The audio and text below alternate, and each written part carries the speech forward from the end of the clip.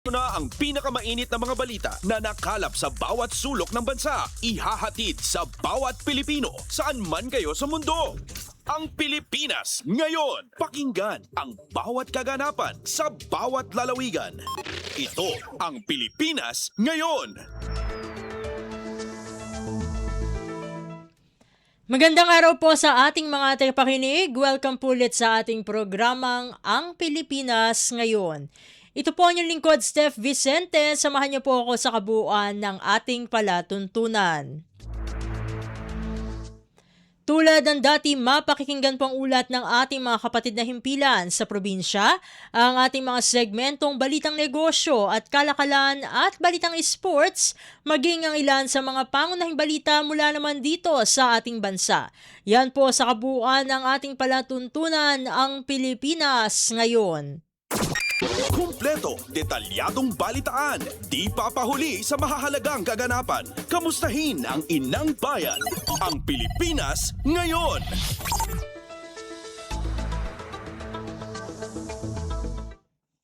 Sa mahalagang balita, Malacanang binigyang diin ang maigting na kampanya ng administrasyon kontra krimen. Ang detalye ng balita ihahatid sa atin ni Alvin Baltazar. Binigyang diin ni Palace Press Officer Undersecretary Claire Castro ang matatag na kampanya ng administrasyon laban sa kriminalidad at lahat ng uri ng krimen sa pangunguna ni Pangulong Ferdinand R. Marcos Jr. Ang pahayag ay ginawa ni Castro sa gitna ng naging pahayag naman ni Vice Presidente Sara Duterte na sa Pilipinas ay maaari ka raw umupa ng gunman sa halagang 5,000 piso para magpakitil ng buhay ng isang individual. Dapat sana, sabi ni Castro, ay ang Vice Presidente ang siyang dapat na nangunguna para pigilan at hindi para maging tagapagtaguyod pa sa pagkausap ng asasin para upahan at pumatay sa isang taong kinaiinisan. Kung meron anyang alam ukol dito ang Vice President ay dapat sanang tumulong ito sa pamamagitan ng pagbibigay ng anumang impormasyon kaya halimbawa ng datos patungkol dito. Tanong ni Castro, bakit kaya hindi ito nasawata kung totoo man lalo at matagal na siyang opisyal at namuno din naman ang kanyang ama bilang presidente. Pakinggan natin si Yusek Claire Castro. Ang kanyang binabanggit patungkol dito. Dapat siya na ang nauna na ito ay pigilan at hindi i-promote ang pagkausap sa isang assassin para pumatay sa taong kanyang kinaiinisan o sa taong siya ay galit. Mula sa Palasyo ng Malacanang para sa Bagong Pilipinas, Alvin Baltasar, Radyo Pilipinas, Radyo Publiko. Pasada ng mga balita mula sa Pilipinas para sa mga Pilipino saan man sa mundo. Ang Pilipinas ngayon. Samantala, nanawagan naman si Philippine National Police Chief, Police General Jose Melencio Nartates Jr. ng mas matibay na koordinasyon at mas mabilis na intelligence sharing upang mapigilan ang mga umuusbong na banta sa seguridad at terorismo. Ito ang binigyang diin ni General Nartates sa closing ceremony ng Improvised Explosive Device Threat and Security Symposium na ginanap sa Boracay Island, Malay, Aklan. Dinaluhan ang symposium ng 35 kinatawan mula sa PNP, iba pang law enforcement agencies, mga ahensya ng gobyerno at mga international partner. Tinalakay sa aktibidad ang bomb threat management, terrorism financing, mga bagong teknolohiya at mga banta ng improvised explosive devices o IEDs. Hinimok ni General Nartates ang mga kalahok na paigtingin ang information sharing at koordinasyon upang maging mas epektibo ang mga operasyon sa seguridad. Ayon pa sa PNP, bahagi ito ng pagpapatibay ng intelligence-driven policing, interagency cooperation at international partnerships laban sa mga banta sa seguridad. Kumpleto, detalyadong balitaan, di papahuli sa mahahalagang kaganapan. Kamustahin ang inang bayan, ang Pilipinas ngayon. Sa kaugnay na balita, inaalam na ng pambansang pulisya kung mayroong kaugnayan ba sa mga bomb makers sa Mindanao ang dalawang Improvised Explosive Device o IED na nakuha sa Senado at Department of Justice o DOJ kasabay ng ikalimang State of the Nation Address o SONA ni Pangulong Ferdinand R. Marcos Jr. Ito'y ayon kay PNP Chief Police General Jose Melencio Nartates Jr. ay dahil sa tinitingnan nila ngayon ay ang signature o ang mga sangkap na ginamit sa paggawa ng bomba na tila kapareho aniya sa mga na-recover nila sa Mindanao. Sa pagtatapos ng IED Threat and Security Symposium sa Boracay Island sa Aklan, binigyang diin ni General Nartates na dito pumapasok ang kahalagahan ng pagtutulungan ng bawat ahensya at lokal na pamahalaan. Pinalawak din ng PNP ang programa nito para harapin ang mga banta ng IED upang maisama ang mas maraming police investigator at mga nakatalaga sa bomb disposal at K9 units hanggang sa level ng provincial at regional office. Pasada ng mga balita mula sa Pilipinas para sa mga Pilipino saan man sa mundo. Ang Pilipinas ngayon.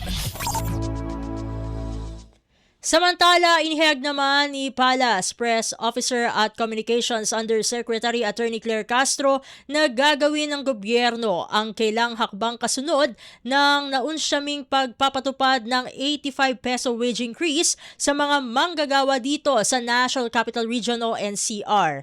Sa video na inilabas ni Yusek Castro, sinabi nitong ilalaban ng pamahalaan kung ano ang para sa mga obrero, subalit handa din aniya nilang pakinggan ang hanay ng mga negosyante. Mas maganda ani Castro na pairalin ang balanseng pagtingin upang maiwasan ang mas malalim pang problema o suliranin. Sa ganitong paraan ay makakamit ang tinatawag na win-win solution sa hanay kapwa ng mga manggagawa at employer. Kumpleto, detalyadong balitaan, di papahuli sa mahahalagang kaganapan. Kamustahin ang inang bayan, ang Pilipinas ngayon. Sa iba pang mga balita, inihain naman ng Akbayan Reform Bloc sa Kamara ang House Bill 10440 na naglalayong itaas sa 500,000 pesos ang taunang income tax exemption mula sa kasalukuyang 250,000 pesos. Saklaw ng panukala ang mga empleyado at self-employed na kumikita ng hanggang kalahating milyong piso kada taon. Ayon kay Akbayan Representative Percy Sendanya, napapanahon ang panukala dahil sa patuloy na pagtaas ng presyo ng mga pangunahing bilihin na nagpapabigat sa gastusin ng mga manggagawa at middle-income earners. Git naman ni Akbayan Representative Chel Jokno na makatutulong ang panukala upang lumaki ang maiuwing kita ng mga manggagawa at madagdagan ang kanilang panustos sa pang-araw-araw na pangailangan. Bukod sa tax exemption, inaamyendahan din ng panukala ang income tax brackets kung saan tataas ang buwis batay sa antas ng taunang kita ng isang individual. Una na rito, ang mga may taunang kita na 500,000 pesos pababa ay hindi na magbabayad ng income tax. Pangalawa, ang mga may taunang kita na higit sa 500,000 pesos ngunit hindi lalampas sa 715,000 pesos ay magbabayad ng 15% ng halagang lampas sa 500,000 pesos. Pangatlo, ang mga may taunang kita na higit naman sa 715,000 pesos ngunit hindi lalampas sa 1.3 million pesos ay magbabayad ng 32,000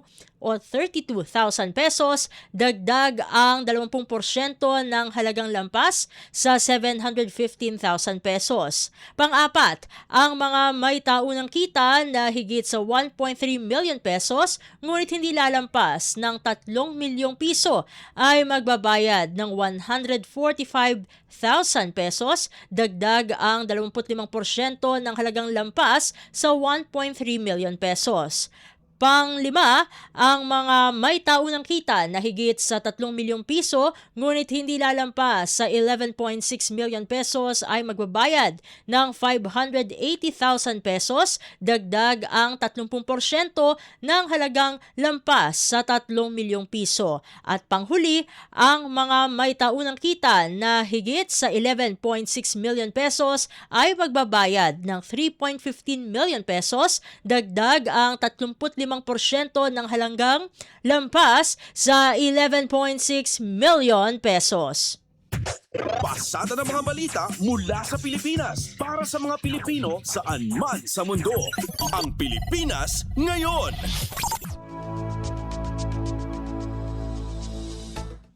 Sa iba pang mga ulat, sisimulan na ng House Committee on Ways and Means ang pagdinig sa panukalang palawigin ang income tax exemption sa pamamagitan ng pakipagpulong muna sa Department of Finance o DOF. Ayon kay Committee Chairperson at Marikina 2nd District Representative Miro Kimbo, tatalakayin muna ang magiging epekto ng panukala sa kita ng pamahalaan. Kasunod ito ay kokonsultahin ng komite ang mga manggagawa, employer, accountants, mga advocate at kinatawan ng academe upang matiyak na makikinabang ang mga maapektuhang sektor. Layunin ng panukala na itaas sa 350,000 pesos ang taunang kita na hindi napapatawan ng income tax. Sinabi pa ni Representative Kimbo na mahalagang matiyak na kakayanin ng pamahalaan na ipatupad ang tax relief habang natutulungan ang middle class. Katunayan, higit pa aniya sa 350,000 pesos ang aktual na benepisyong matatanggap ng mga manggagawa dahil kasama rin sa panukala ang pagtaas ng tax-exempt ceiling para sa 13th month pay at iba pang bonus mula 90,000 pesos hanggang 120,000 pesos. Target ng komite na makumpleto ang 3 public hearing bago isulong ang panukala sa Kongreso. Kumpleto, detalyadong balitaan, di papahuli sa mahahalagang kaganapan. Kamustahin ang inang bayan, ang Pilipinas Ngayon.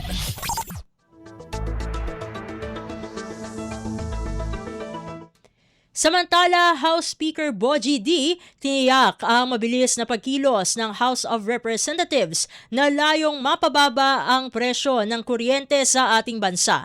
Ang kawang ulat, ihahatid naman sa atin ni Melanie Valdos Reyes. Tiniyak ni House Speaker Faustino Bogie D. III ang mabilis na pag-aksyon ng Kamara upang maibaba ang mataas na presyo ng kuryente sa bansa. Sa isang press conference sa Itiaga, Isabela, ipinaabot ni Speaker D ang kanyang buong suporta sa solusyon ni Pangulong Ferdinand Marcos Jr. na bawasan ang pasanin ng taong bayan sa pamamagitan ng pagpapababa ng singil sa kuryente. Kasunod ito ng panawagan ng Pangulo sa kanyang kamakailang State of the Nation address na alisin na ang pagpapasa ng system loss sa mga consumers sa pamamagitan ng pag-amyenda sa Electric Power Industry Reform Act o EPIRA. Ayon kay D, agad na tatalakayin ng Kongreso ang mga kinakailangang reforma upang maisakatuparan ang kahilingan ng ehekutibo. Una nang inihayag ng leader ng Kamara na kabilang sa mga pangunahing prioridad ng legislatura ang Sariling Kuryente Act at ang pag-amyenda sa EPIRA. Narito ang pahayag ni House Speaker Faustino Bogie D.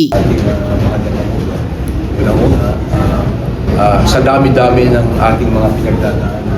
Ito yung mga isang nakikita ng ating Pangulo na makakasakit kahit paano na makakatawid ang ating kababayan. Kaya isang programa to ay amin pong susuporta at tatalakayin namin. Para sa Bagong Pilipinas, Melanie Valdos Reyes, Radyo Pilipinas, Radyo Publiko. Kumpleto, detalyadong balitaan, di papahuli sa mahahalagang kaganapan. Kamustahin ang inang bayan, ang Pilipinas Ngayon. Sa iba pang mga balita, pantay na hustisya panawagan ni dating House Speaker Martin Romualdez sa Ombudsman. Ang detalye ng balita ihahatid naman sa atin ni Kathleen Forbes. Iginiit ni dating House Speaker at State Representative Martin Romualdez na pantay na hustisya lamang ang kanyang hinihingi kaugnay sa isinasagawang investigasyon ng Office of the Ombudsman laban sa kanya. Sa isang pahayag, kinwestiyon ni Romualdez ang paggamit umano ng Ombudsman sa mga testigong binaliwala na ng mismo tanggapan nito at ng DOJ. Bukod pa sa nahaharap rin ng mga ito sa kasong cyber libel at perjury. Paano anya magiging patas ang isang investigasyon kung gagamitin pa rin ang mga naturang testigo laban sa kanya? Sa kabila nito, sinabi ni Romualdez na hindi siya uurong at hindi rin siya matitinag sa kinakaharap na kaso. Para sa Bagong Pilipinas, Katin Forbes, Radyo Pilipinas, Radyo Publiko. Pasada ng mga balita mula sa Pilipinas para sa mga Pilipino saan man sa mundo. Ang Pilipinas ngayon. Sa iba pang mga balita, iginagalang ng Administrasyong Marcos Jr. ang naging pasya ng Sandigan Bayan na pahintulutang makapaglagak ng piyansa si dating Senador Bong Revilla. Ito ang naging reaksyon ng palasyo matapos maglabas ng desisyon ang Anti-Graft Court na payagang makapag-bail para sa kanyang pansamantalang paglaya ang dating mambabatas. Sinabi ni Palace Press Officer at Communications Undersecretary Attorney Claire Castro na nasa jurisdiction na rin ng prosecutors kung ano ang mga nararapat at tamang aksyon o remedyong kailangang gawin kaugnay ng ibinabang resolusyon ng Anti-Graft Court. Ayon kay Yusek Castro, dapat lamang na laging manaig ang batas, gayon din ang proseso. 1 milyong piso ang inilagak na piyansa ni Revilla para sa kanyang pansamantalang kalayaan.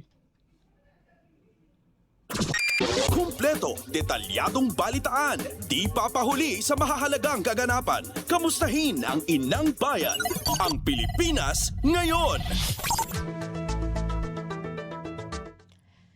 Samantala, kinumpirma naman ni Ombudsman Jesus Crispin Boying Remulla na tuluyan ng inihain para sa preliminary investigation ang ilang mga kaso laban kina Batangas 1st District Representative Leandro Leviste at Senadora Loren Legarda.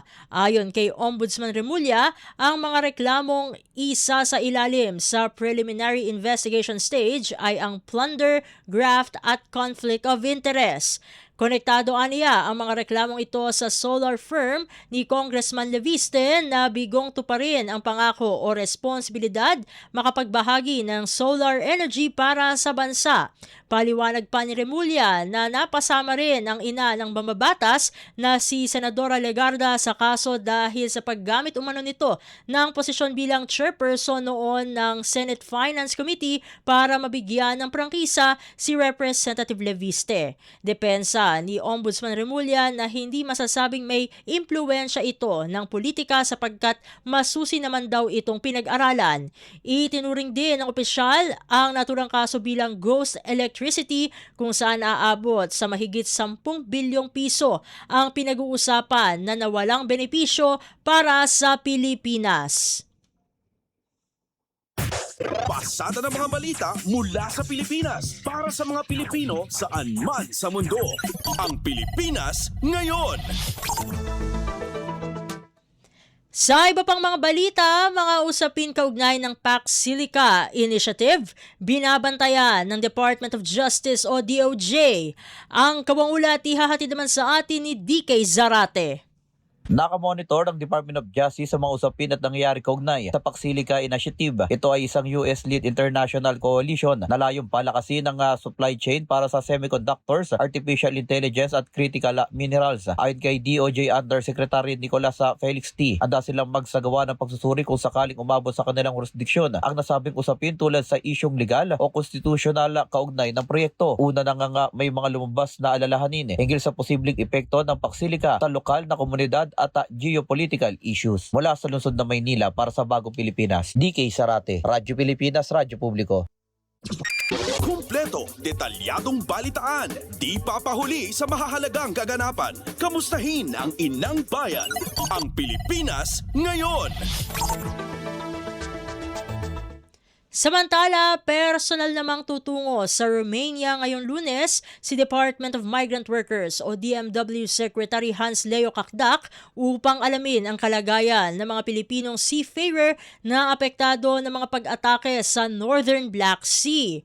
Kasama niya sa biyahe si Overseas Workers Welfare Administration o OWA Administrator Attorney Patricia Yvonne P.Y. Kaunan at isang augmentation team na makipag-ugnayan sa mga nailigtas na seafarer. Bibisitahin din ng DMW ang lugar kung saan nakalagak ang labi ng isang nasawing Pilipino para sa proseso ng pagpapauwi. Sa ulat ng kagawaran, 236 na Pilipinong seafarer mula sa 17 barko ang apektado ng mga pag-atake. 3 ang nasawi, 1 ang nawawala at 89 na ang nakauwi sa bansa. Patuloy naman ang koordinasyon ng ahensya sa Department of Foreign Affairs o DFA, mga embahada, ship owner at manning agencies para sa kaligtasan at repatriation ng iba pang seafarer. Pasada ng mga balita mula sa Pilipinas para sa mga Pilipino saan man sa mundo. Ang Pilipinas ngayon. Sa iba pang mga balita, unang Bangsamoro Parliamentary Elections, mahalagang hakbang tungo sa exit agreement ng gobyerno at Moro Islamic Liberation Front o MILF. Ang detalye ihahatid naman sa atin ni EJ Lazaro. Itinuturing ng Office of the Presidential Advisor on Peace, Reconciliation and Unity o OPAPRO na mahalagang hakbang ang kauna-unahang regular na parliamentary election sa Bangsamoro para sa tuluyang pagsasakatuparan ng exit agreement sa pagitan ng pamahalaan at Moro Islamic Liberation Front o MILF. Sa paggunita ng kanyang unang 100 araw sa panunungkulan, sinabi ni Presidential Peace Advisor Secretary Mel Senin Sarmiento na ang halalan sa Bangsamoro ay isa sa mga natitirang pangunahing commitment sa ilalim ng Comprehensive Agreement on the Bangsamoro o CAB. Ayon kay Sarmiento, kapag matagumpay na naisagawa ang halalan, mas mapapalapit ang paglagda sa exit agreement na magsisilbing formal na pagtatapos na implementasyon ng peace agreement sa MILF. Aniya, ito rin ang magbibigay daan upang tuluyang maipagkatiwala sa mamamayan ng Bangsamoro ang paghubog sa kanilang kinabukasan sa pamamagitan ng demokratikong proseso. Kasabay nito, tiniyak din ng OPAPRO ang pagpapatuloy na iba pang natitirang peace deliverables kabilang ang pagsusulong ng Transitional Justice and Reconciliation Bill at pagpapatibay ng mga programang pangkapayapaan sa rehiyon. Iginiit ni Sarmiento na nananatiling prioridad ng pamahalaan ang pagkumpleto ng lahat ng kasunduan upang matiyak ang pangmatagalang kapayapaan, kaunlaran at pagkakaisa sa Bangsamoro at iba pang conflict-affected areas sa bansa. Para sa Bagong Pilipinas, ito si EJ Lazaro, Radyo Pilipinas, Radyo Publiko. Kumpleto, detalyadong balitaan, di papahuli sa mahahalagang kaganapan. Kamustahin ang inang bayan, ang Pilipinas ngayon. Samantala, Komisyon sa Wikang Filipino, pinalalakas ang language resources ng naturang wika para sa Artificial Intelligence o AI. Ang kabuulat ihahatid naman sa atin ni Jared Moreno ng Radyo Magazine. Bilang bahagi ng Buwan ng Wika ngayong taon ay sinusulong ng Komisyon sa Wikang Filipino o KWF ang pagbuo ng organisado at mapagkakatiwalaang korpus o koleksyon ng mga tekstong Filipino upang mapalakas ang paggamit ng Wikang Filipino sa Artificial Intelligence o AI. Ayon sa KWF, mahalaga ang language resources na ito sa tinatawag na Natural Language Processing o NLP na tumutulong sa AI na umunawa at gumamit ng wika. Sa pamamagitan nito, mas mapapahusay ang mga AI tool tulad ng translation, speech recognition at grammar checker sa Filipino. Sa panayam ng Radyo Magazine, sinabi ni Senior Language Researcher Ginita Ann Francesco na hindi lamang dami ng datos ang mahalaga, kundi ang kalidad nito upang maging mas maaasahan ang paggamit ng wikang Filipino sa AI. Hindi lang dami ng datos yung mahalaga. Mas mahalaga pong tanong ay, ano ba yung kalidad ng datos? Ano ba yung kinakatawan nito? At sapat ba itong naglalarawan ng aktual na paggamit ng isang wika? At dito nagsisimula yung konsepto ng corpus na siyang nagsisilbing pundasyon ng mga mapagkakatiwalaang language resources. Mula Radyo Magazine, para sa Bagong Pilipinas, ito si Jared Moreno, Radyo Pilipinas, Radyo Publiko. Pasada ng mga balita mula sa Pilipinas para sa mga Pilipino saan man sa mundo. Ang Pilipinas ngayon.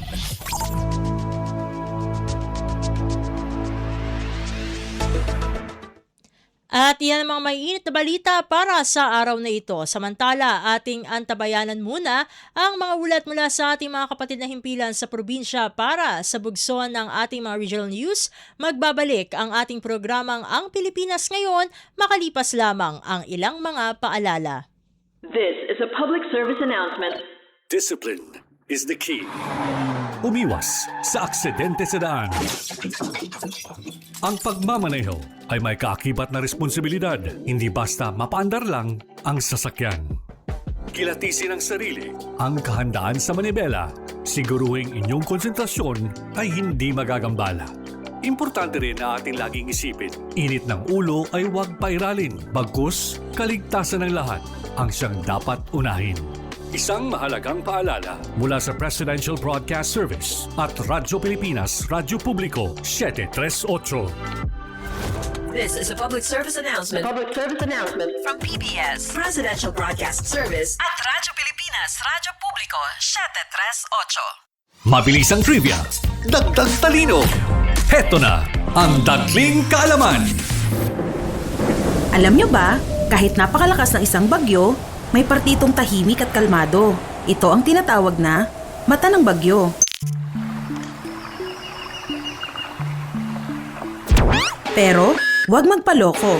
Pagkatapos ng mata, susunod ang eyewall, kung saan nararanasan ang pinakamalakas na hangin at ulan na kayang magdulot ng matinding pinsala. Kaya tandaan, kapag biglang tumahimik sa gitna ng bagyo, hindi pa tapos ang panganib. Kaunting kaalaman na malaking dagdag talino. Abangan muli ang susunod na Dagling Kaalaman.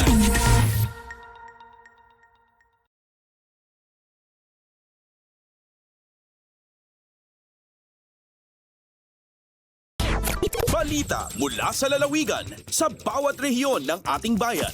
Dito sa Ang Pilipinas Ngayon. Nagbabalik na po ang ating programang Ang Pilipinas Ngayon at narito na ang bugson ng ating mga regional news. Dumako muna tayo sa rehiyon ng Luzon, Joint Kahuyang Pangkabuhayan at Pangkalikasan Project ng National Tobacco Administration sinimulan na sa lalawigan ng Cagayan. Ang kabangulat ihahatid sa atin ni Dina Villacampa mula sa Tuguegarao. Pinagafanan niya na ng National Tobacco Administration Cagayan, Ikahuyang Pangkabuhayan at Pangkalikasan Project data probinsya no sitaw taamulong inapilinga pilot area. Katunok na pamegafunayaw, ipangimula tapasingan, ipil-ipil, antre kakawate, kayo ira na mawak na minakusay ta tabako tapamaga ta produkto da. Antre tabak o guyo na NTA tapeno makaufunta kawagan ira na kayo tapeno masolusyonan ipangululi na tiyempo. Nepolwan ni NTA Administrator at Chief Executive Officer Balita Sanchez ipangimula ira ta kayo kafulo na si NTA Deputy Administrator for Operations Nestor Casela, amalong Mayor Elpidio Rendon, DNR ang tretanakan paganga stakeholders. Nikagi ni NTA Cagayan Acting Department Manager Freddy Lazaro, EKPP ay 5 dagon nga may patumpal no sitaw i-target dahil mamulan 10 hectares nga alienable and disposable land ta amulong. Taolo nga dagon 2 hektarya umeda nga mulan no sitaw 2,800 seedlings imawak nga memula. Mapagmabalo ga pa si Mayor Elpidio Rendon tapapili ta lugar da para ta proyekto. Nakagina, dakal ufun na yaw lalo ta aruga pa iminakusay siya tatabako ta lugar da na makurkurang takawagad nga kay kayo.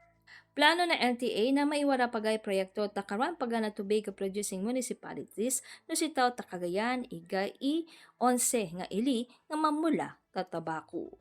Ato ni balita nagafuta syudad at Tuguegarao yaw si Dina Villacampa, Radyo Pilipinas, World Service. Balita mula sa lalawigan sa bawat rehiyon ng ating bayan. Dito sa Ang Pilipinas Ngayon. Inyong napakinggan ang ulat ni Dina Villacampa mula sa Tuguegarao. Puntahan naman natin ang Baguio City, kabaong na inilagay sa kahabaan ng Baguio Vizcaya Road bilang paalala sa mga motorista. Inalis na matapos maglagay ng kaukulang signages at railings ang Department of Public Works and Highways o DPWH. Ang kabaong ulat ihatid naman sa atin ni Joseph Cabanas.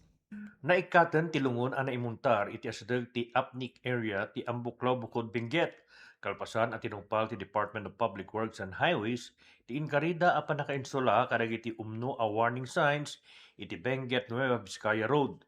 Tidungon ket naikarga tapno maipaayan ti balaag dagiti motorista nga agannat gapo iti kinapigad tinasao a paset ti kalsada. Ti karkarna a warning sign ket nag-viral iti social media. Kas inkari ti DPWH na ipatakderen dagiti warning signages, guardrails kan concrete barriers iti lugar tapno mapapigsa ti pannakasalaknib dagiti agdaldalyasat ken mapabasit ti posibilidad ti pannaka-aksidente. Nagyaman ni Barangay Captain Ray Telio iti panagtignay ti DPWH anang ipaay iti proteksyon kadagiti umili. Nagyaman matetoy iti media anang idanon iti gobyerno kadagiti ananagda. Kinunana ang masapol ng agtultuloy ti pannakasaluad ken pannakataripato kadagiti na ipatungpal wano na ipasdag a safety measures tapno mapagtarinaed ti kinatalged dagiti motorista ken pasahero. Kabayatan na nagparagipmet ti DPWH kadagiti motorista iti panang obserbar kadagiti warning signs ken sumurot iti naituding nga speed limit. Damag manipod ditoy syudad iti Baguio. Siak ni Joseph Cabanas para iti Radyo Pilipinas World Service. Balita mula sa lalawigan sa bawat rehiyon ng ating bayan. Dito sa Ang Pilipinas Ngayon. Sa puntong ito ay pansamantala muna nating ihinto ang bugso ng mga balita mula sa ating mga kapatid na himpilan sa probinsya dahil tayo magpaparaan ng isang maikling panayam patungkol po sa mga updates sa nagpapatuloy na impeachment trial laban kay Vice President Sara Duterte at kukuha na rin tayo ng reaksyon kaugnay naman sa nagdaang ikalimang State of the Nation Address o SONA ni Pangulong Ferdinand R. Marcos Jr. Nasa linya na po ng ating komunikasyon ang kinatawan ng 1st District ng Lanao del Sur na siya rin po tagapagsalita ng House Prosecution Panel. Walang iba kundi si Representative Zia Alonto Adyong. Congressman Adyong, welcome po sa Ang Pilipinas Ngayon. Si Steph Vicente po ulit ito ng Radyo Pilipinas World Service. Magandang umaga po, hapon na pala, magandang hapon na po. Ma'am Steph at saka sa inyo pong mga taga-pakinig ng inyong programa. Maraming salamat po sa pagbibigay niyo po sa amin ang oras, although alam naman po natin na Sunday is supposedly a family day. Unang-una po, Congressman Adyong, ay kamakailan ay pinayagan na nga po itong paglabas ng tax records ni Vice President Duterte. Sa pananaw po ng prosecution panel, gaano po ito kahalaga sa pagpapatibay ng alegasyon ng unexplained wealth at misuse of confidential funds? Mahalaga po ito dahil ito po ay may sariling storya kung paano po yung nababayaran, magkano yung nababayaran ng mga taxes po ng mag-asawang Duterte, no? Para po makita natin kung tama ba ho yung ni-reflect nila, dineclare nila sa kanilang SALN. Dahil unang-una, ang unexplained wealth po ay ito po yung mga properties and assets na kung saan ay hindi na ideklara sa kanyang sa SALN. Nakikita natin may discrepancy eh. So ibabangga po natin doon para magkaroon po tayo ng linaw at magkakaroon po tayo ng mas magandang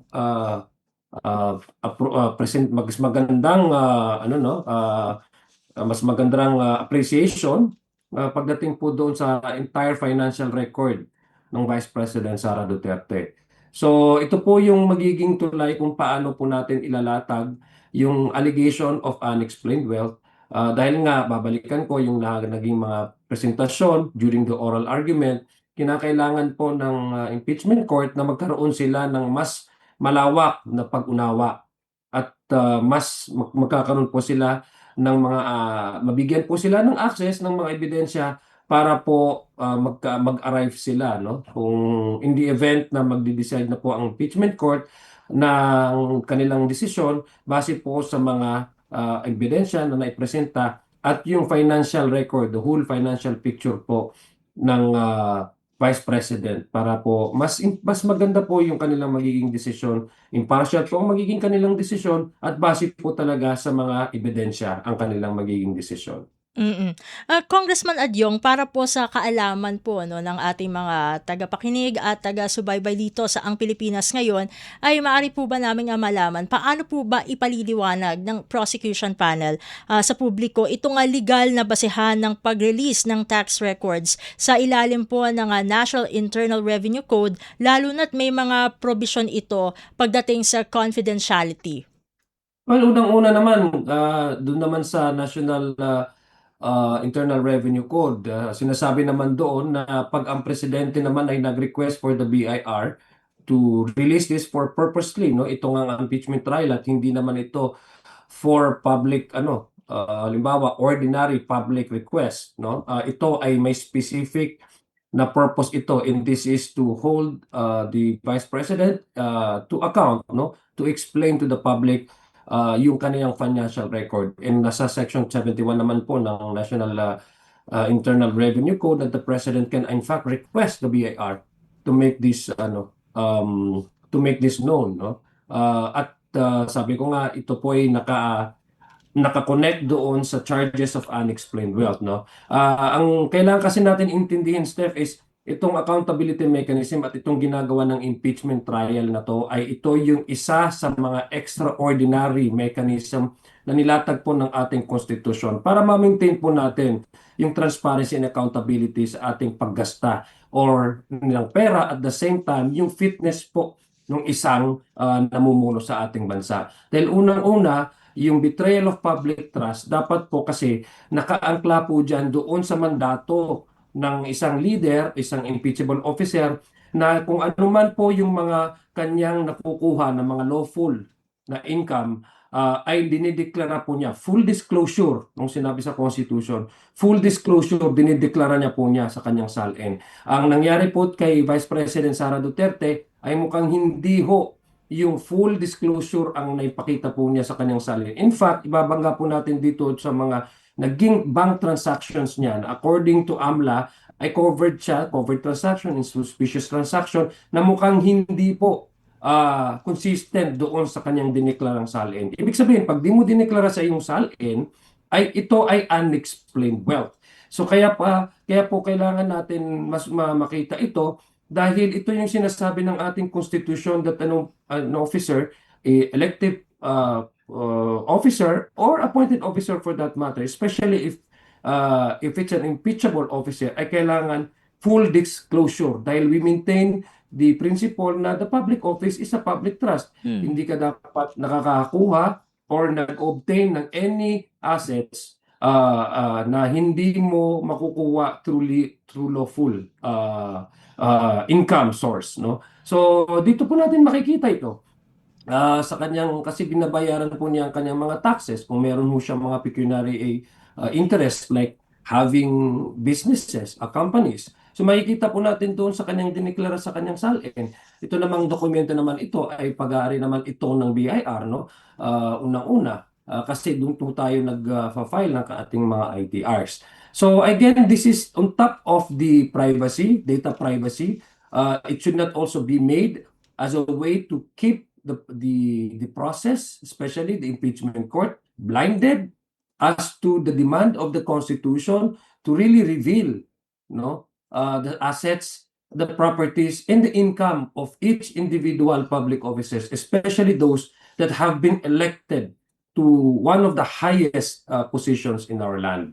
So yun po yung gusto nating makita ng impeachment court, and we are glad that also the president, by way of complying with this law at nirespeto po niya yung proseso na ito, kanya pong ni-request ang BIR to make these ITRs available to the court's appreciation. Sa panig naman po ng depensa ay kino-question nila yung admissibility ng tax, bank, and AMLAC records, at may argument din po na kahit may exception ng batas, hindi ito otomatikong nangangahulugang admissible ang ebidensya. Ano po ba ang general na pagtugon po dito ng House Prosecution Panel?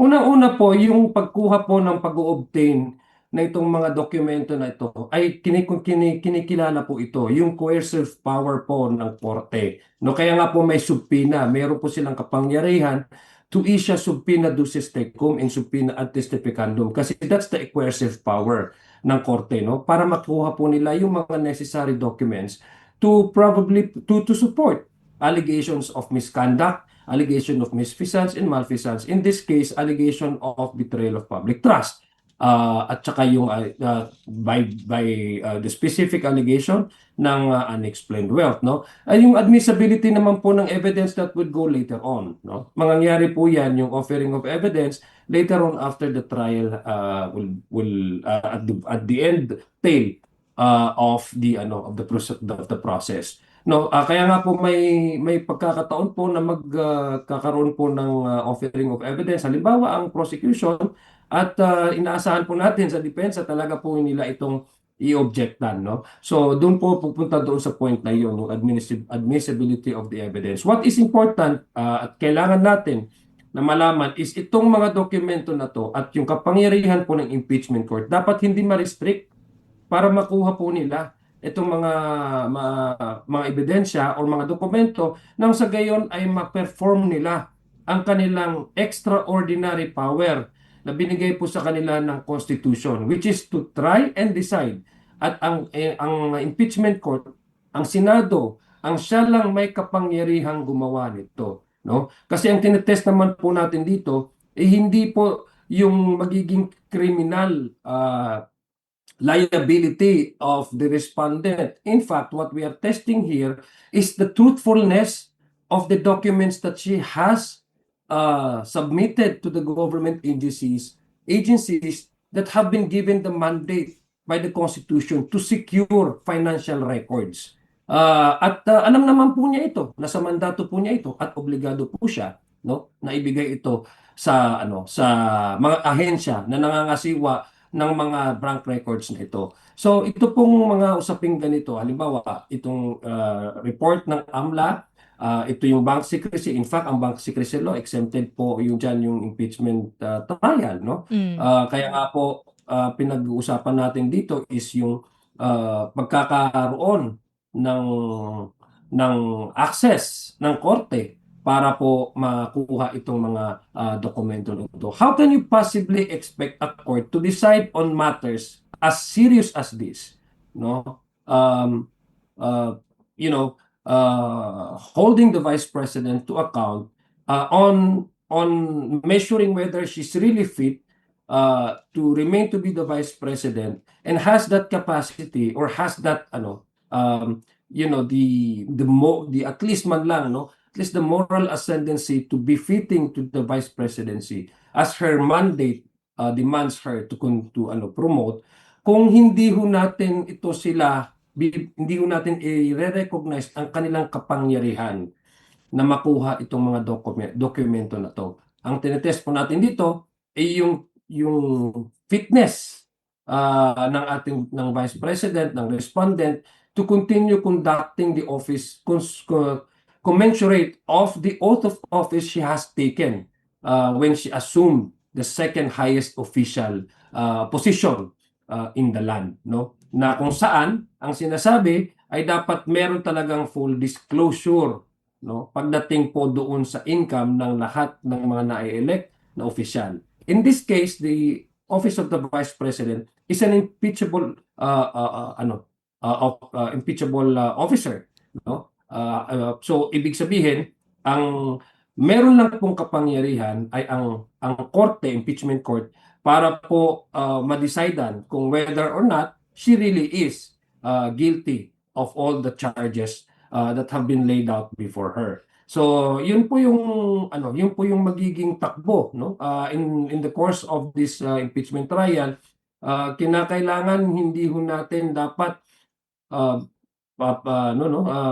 gawing bulag ang ating taong bayan at lalong-lalo na po ang impeachment court sa mga kinakailangan ng mga dokumento para po sila ay makapag-desisyon ng maayos na base nga, again, base po sa mga ebidensyang maipapresenta ng prosecution panel at yung mga dokumento na ayon naman sa Constitution ay meron namang katangi-tanging kapangyarihan ang impeachment court para po ito ay ma-access at kanilang pong makita at masuri.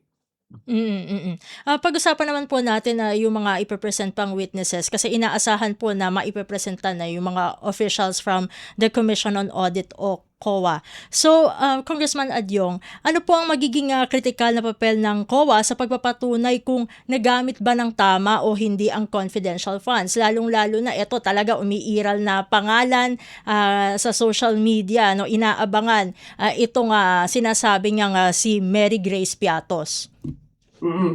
Na-establish na nung dalawang witnesses natin, no, yung mga land bank managers na dumaan sa kanila yung pera through yung cheque, no, dumaan sa kanila at in-encash on the same day. In fact, ang sabi nga nila ay sa sobrang laki ng mga amount na to at saka yung sequence and yung manner ng pag-encash nito ay unusual dahil for the first time after more than 3 decades na kanilang panunungkulan bilang mga opisyal ng Land Bank of the Philippines ay first time nila maka-experience ng ganong klaseng transaksyon na kinakailangan pa nilang gumamit ng trolley kasi hindi kayang dalhin ng isang tao o buhatin ng isang tao sa laki ng pera na ito. So na-establish na yon na nandoon na yung pera na yon kay Ms. Acosta, natanggap na rin ni Mr. Fajardo yung mga confidential funds na ito na amounting to 612.5 million pesos. For the first time, no, na nakita nila na yung forechecks on the part of the OVP, halimbawa, 125 million pesos in cash in one day. So, na-establish na yon, dumaan sa kanilang pera at natanggap na ni Ms. Acosta at Mr. Fajardo. Now, ang tanong, saan ba ito dinala at paano ba ito ginasta? No? Andyan papasok po yung sa COA, kung saan itong mga confidential funds na ito ay hindi po ito, at tandaan po natin, hindi po ito discretionary fund. No? Hindi po ito discretionary fund na kung saan ay mukhang depende yun sa usage ng isang ahensya. No? Ito po ay confidential funds na ayon sa joint circular ay kinakailangan may parameter at may guidelines sa paggamit po nito. Una, ang pag sinasabi pong confidential operation, kinakailangan po ang confidential funds ay ayon doon sa dikta ng pangangailangan ng confidential operation. Ang nakikita po natin based on those acknowledgement receipts, pagkadami-daming informant, no, ang daming informant, libo-libong informant. Ano po ba itong informant na ito? Itong mga asset na ito? Sa mga common na tao at ordinary Pilipino, ito po yung sinasabi natin, kumbaga parang mga spy, di ba? Informant mo. So dalawang klase po ang bagay kung paano mo po bigyan ito at utilize o gamitin itong confidential funds kung magbabayad ka ng informant mo or asset mo. Una, bibili ka ba ng impormasyon? Pangalawa, ay ito ba yung magiging reward sa binigay na impormasyon, no? Sa mga confidential operation nga po, ito po ay nagkakaroon ng usage depending kung ano po yung magiging target ng intelligence operations or yung sinasabi po nilang confidential by nature yung operation na iyon. Tama po, meron pong classified at saka kailangan i-secure mo yung confidentiality ng yung mga yung mga informants mo, yung mga asset mo o sinatawag natin sa industry, yung mga spy mo kasi these are deep penetrating agent kumbaga, 'di ba? O kung if you want to be more technical about it, this is a community infiltration operation para mabuwag mo ang isang sindikato, mabuwag mo ang isang grupo to counter terrorism, to counter communism, whatever elements that you want to destroy as a matter of securing national peace and order o national security. So hindi madali na makahanap talaga ng informant. Pero nakikita po natin sa mga acknowledgement receipt, pagkadami-dami nila may Mary Grace Piatos, ni Kokoy Villamin, ni na si Milky Sikuya, na hindi lang, according to the PSA, hindi lang pumirma ng isang acknowledgement receipts, pumirma nga sila, magkaiba yung pangalan, yung iba, magkaparehong pangalan, magkaibang pirma, yung iba, pagkapareho ang pangalan, magkapareho ang pirma, pero sa magkaibang lugar, pero tinanggap on the same day. Pero ang sabi po ng COA, yes, confidential po ang kanilang identity kasi kailangan mo ding i-secure yung confidential operation, intelligence operation, o kailangan mong i-secure ang identity ng mga informant na ito. Eh bakit pati sa COA ayaw mong i-reveal na sila ang kanilang mandato is para tingnan kung meron talagang maayos na pagsasagawa ng confidential operation, meron bang maayos na pagbibigay ng pera doon sa mga informant mo, at ito bang mga informant mo ay mga tunay na tao. No, you can actually do not reveal the identities of your informants to the public. Yes, I understand that. We understand that. But to COA, they will remain to be blinded about the identities of Mary Grace Piatos, whether Mary Grace Piatos is using her real name or is she using an alias? Do you need to continue making COA blinded with the identities of Milky Sikuya and Kokoy Villamin, who happens to receive two confidential funds as evidently signed by him in two separate acknowledgement receipts to COA? Kailangan nilang malaman kung ang mga identity na to. So ito yung mga tanong na gusto natin malaman. Nakuha na po ng dalawang PAs, SDOs, Ms. Acosta sa OVP, SDO, Mr. Fajardo sa Department of Education. Pero ang tanong, sa kanila lang ba matatapos yung storya o yung paliwanag? Hindi. Kasi unfair naman po kung sila ang ating hahanapin o sila ang ating pupuntahan or ano sa Tagalog yun, if they are the only ones that we are running after, no? I don't think that's fair because they're just merely doing what has been instructed to them by their principal, which in this case, the Vice President, the respondent, Vice President Sara Duterte. So, yun po yung mga tanong na gustong malaman ng ating publiko so that we can finally decide whether she really is fitting to remain as Vice President, knowing that the confidential funds that has been entrusted to her utilized in such a manner that is unusual. Dahil ang confidential funds, depende po yan sa demand ng operation mo at hindi nagiging para siyang MOOE na releases. Parang every quarterly may nakakalendar yung bibigyan mo ng informant. Ganun ba kadali para sa kanila na kumuha ng mga informants? Number two, itong mga confidential funds na to, yung iba sa mga kaya na-flag nga ng COA ito, dahil yung iba ay nagbigay sila ng gamot. According to the joint circular, hindi po pwede ka magbigay ng gamot. No? Yung 125 million that was spent in 11 days, part of the utilization report that they have submitted to ICFAO, to COA, is that they have purchased medicines to give this out to the informants. Ano yun? Yung mga informants mo may mga sakit na kailangan nila ng gamot tapos magbibiding ka pa, di ba? So hindi bawal yun. Hindi yun dun sa joint circular kung purchase of information yun. I mean, no person in his right mind would ever, if you were the informant, you would expect a cash reward, no?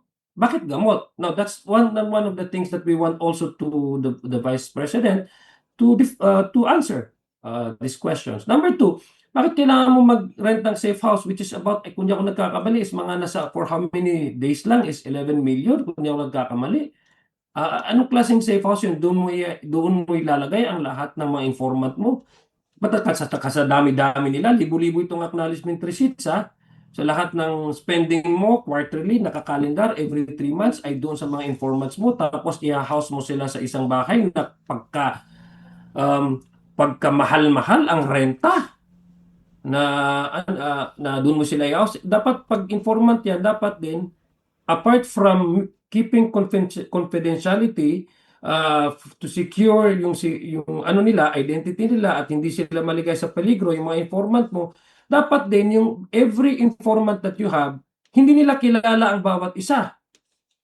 Kasi paano, baka magsumbungan yan sila, di ba? Makiisumbong nila yung kapwa nila doon sa kung anumang grupong sila nasasali, di ba? So, dapat hindi mo rin silang bigyan ng pagkakataon na magkakilala sila. So, ano yung safe house na yon? Doon mo ba in-house yung mga informants mo? At kung ang in-house mo doon is yung mga operatives mo, ilan yung operatives mo? Di ba? Kasali ba din sila sa pinaggagastosan mo? Are they OVP employees? Are they DepEd employees? Kung itong nirente mo ng safe house ay sila, ang nilagay mo doon, yung mga regular employees mo to conduct case build-up or confidential operations.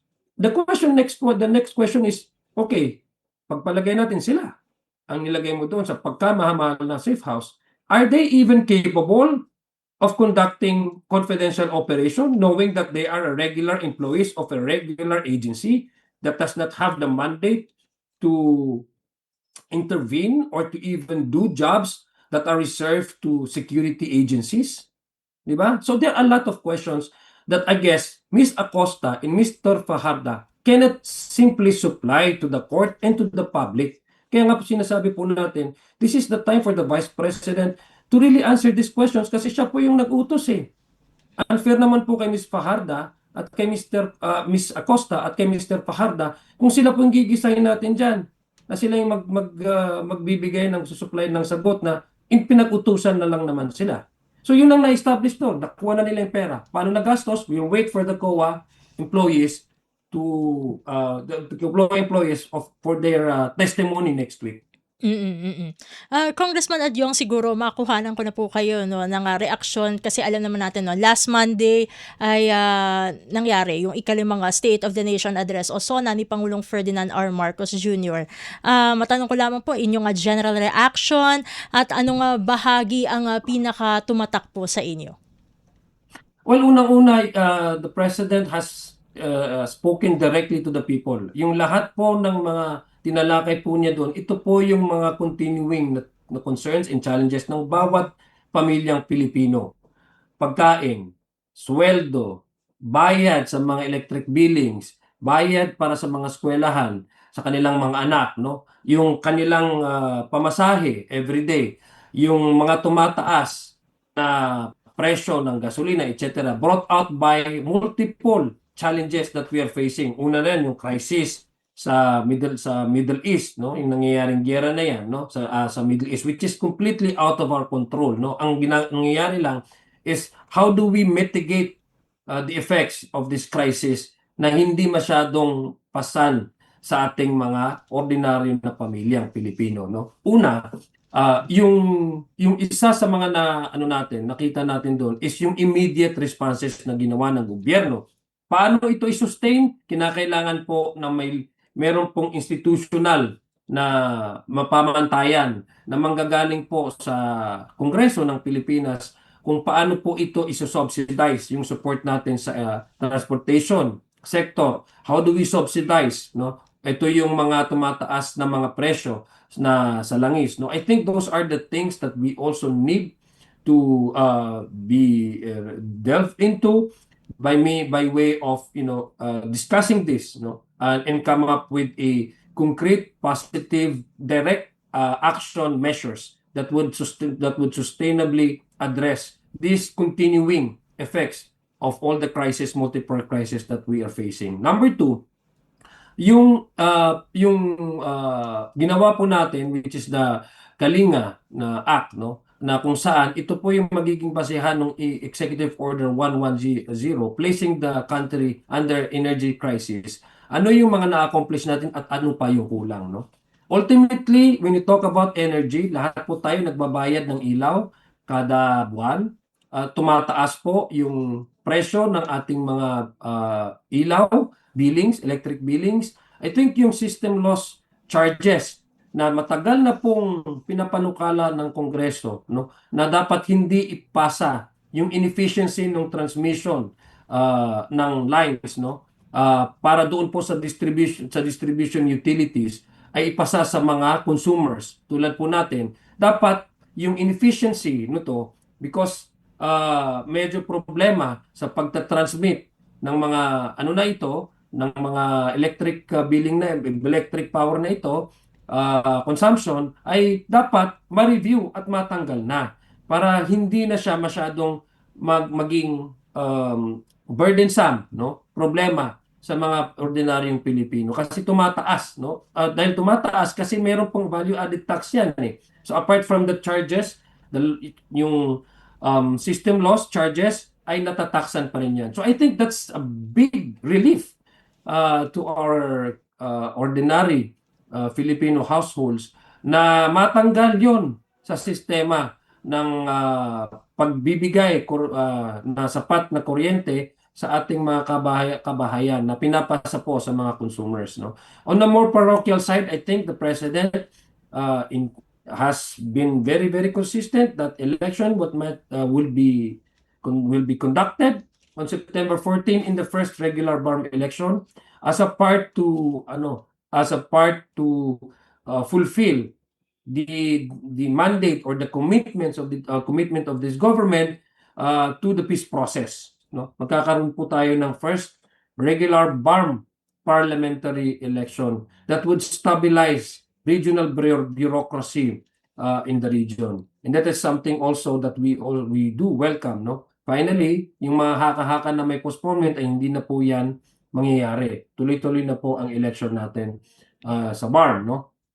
So these are things that the President directly spoken to the people, the accountability mechanism that he has been, he's been standing for in the previous SONA that he delivered, nagbigay din po siya ng report sa taong bayan. So all in all, is it a perfect SONA? No, of course not. Definitely not. But is it really a reflection of our current situation and how to move forward? Yes, it is. And with that po, maraming salamat po Congressman Adyong for joining us sa edisyong ito ng Ang Pilipinas Ngayon. Sa ulitin po, God bless po at mabuhay po kayo. Maraming salamat, Steve. Maraming salamat din po. At ating nakasama sa edisyong ito ng Ang Pilipinas Ngayon, ang kinatawan ng unang distrito ng Lanao del Sur na siya rin pong isa sa mga tagapagsalita ng House Prosecution Panel. Walang iba kundi si Representative Zia Alonto Adyong. Itutuloy na muna natin ang ating balitaan mula sa ating mga kapatid na himpilan sa probinsya. Mula sa ulat ni Joseph Cabanas, mula sa Baguio City ay puntahan na natin ang Virac, 10,000 tilapia at bangus fingerlings pinakawalan sa Minaridong Swamp sa Virac. Narito si Rosie Nieva para sa balita. Nasa 10,000 na mga tilapia asin bangus fingerlings ang pigbutasan kang lokal na gobyerno kan Virac sa Minaridong Swamp como parte kang programa sa pangangataman asin pagpapadakol kang yamang tubig sa Banwaan. Pinangyunota ni Mayor Sinforoso Sarmiento Jr. ang aktibidad kay banan si Municipal Environment and Natural Resources Office Head Andy Poe II. Sigun kipo, gikan ang mga fingerlings sa BFAR makalis magsumitenin kahagadan ang LGU sa pangingenot ni Mayor Sarmiento. Obheto kang proyekto na liwat na buhayon ang Minaridong Swamp como breeding ground kang manlain-lain na yamang dagat. Piglalao man na mapapahewas kay ini ang kamalayan kang publiko sa importansya kang seasonal fishing asin pangangataman kang kapalibutan mantang pigpapalangkaw ang populasyon kan mga sira asin kan mga kasaga sa lugar nganing makatabang sa food security kang Banwaan. Ipinaliwanag man ni po na pwedeng mag-ani nin mga sira ang siisay man sa oras na buksan na ang swamp sa publiko basta magsunod sana sa ipapautob na patakaran nganing masyerto ang responsable asin namamantinir na paggamit kan likas na yaman. Gikan sa RP Virac, ini si Rosie Nieva para sa Radyo Pilipinas World Service.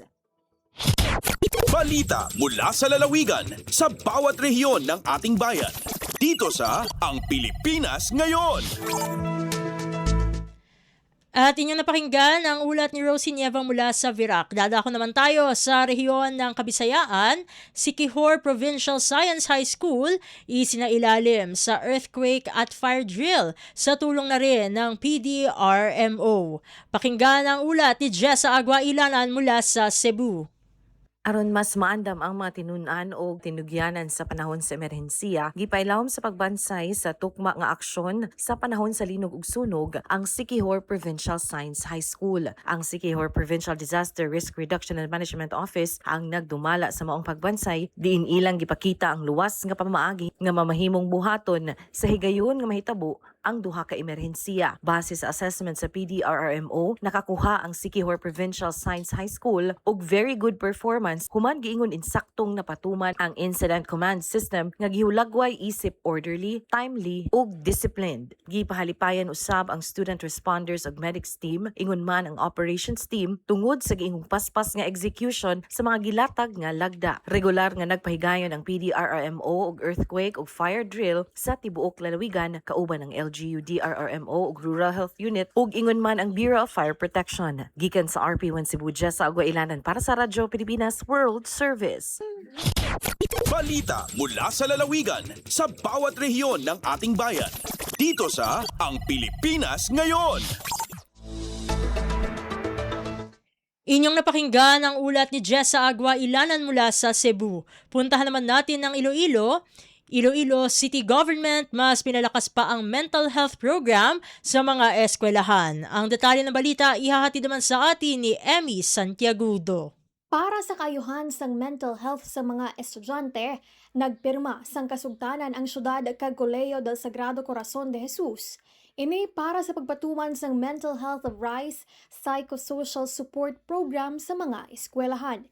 Ini ang 11 nga eskwelahan sa syudad sang Iloilo nga pahamtangan sang inisyatibo sang syudad nga may tinutuyo nga pasangkaron ng mental health campaign para sa mental health kag psychosocial well-being sa mga estudyante.